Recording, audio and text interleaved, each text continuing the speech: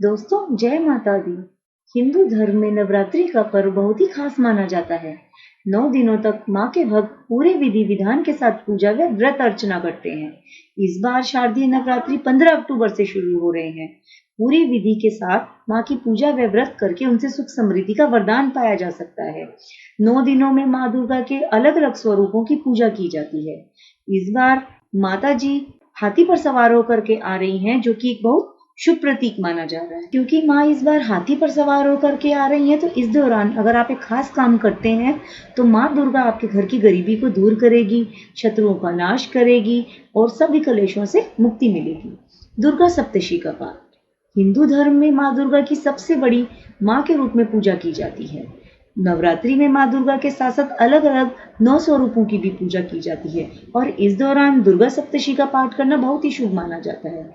यदि 9 दिनों तक पूरे नियमित तौर पर यह पाठ किया जाए तो माँ की विशेष कृपा अपने भक्तों पर बनी रहती है। मार्कंडेय पुराण में दुर्गा सप्तशी के पाठ का जिक्र किया गया है। इसके अलावा इसमें माँ दुर्गा की उपासना के 700 श्लोक भी बताए गए हैं, जिनको 3 भागों में बांटा गया है। दुर्गा सप्तशी का पाठ करने से व्यक्ति की आर्थिक समस्याएं और गरीबी भी दूर होती हैं।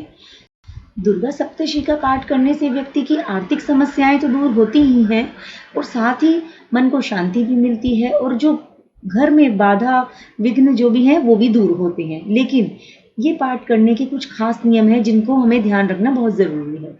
अगर आप एक ही दिन में दुर्गा सप्तशी का पाठ ना कर पाए तो आप इसको 7 दिन में समापन करने की कोशिश कीजिए। उससे पहले पाठ करने से पहले आपको कलश पूजन और ज्योति पूजन करना जरूरी है।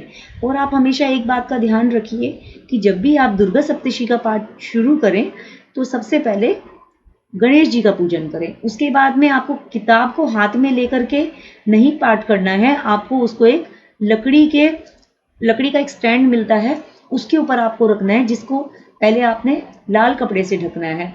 पुस्तक जो है वो लाल कपड़े में ही आपको ढक करके रखनी है। दुर्गा सप्तशी का पाठ करने से पहले कवच, कीलक और अर्गला स्तोत्र का पाठ करें।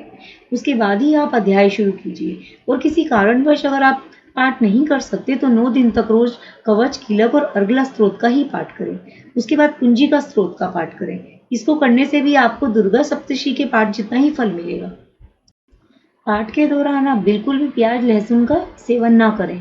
और अगर आपके घर में कोई और नियम नहीं मानता है, मदिरा पान और ये सब आप नहीं करें तो अच्छा रहेगा नवरात्रि के दिन में।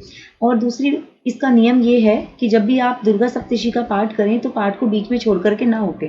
इसके साथ ही पाठ को भी कहीं रोकें नहीं। और अगर आप संपूर्ण पाठ करते हैं तो चतुर्थ अध्याय पूरा होने के बाद विराम ले सकते हैं। नहीं तो दुर्गा सप्तशी का पाठ आप एक दिन में भी पूरा कर सकते हैं। और अगर आप पाठ करते समय शब्दों का उच्चारण स्पष्ट होना चाहिए, ना ही गति उसकी बहुत तेज हो और ना ही बहुत धीमी हो।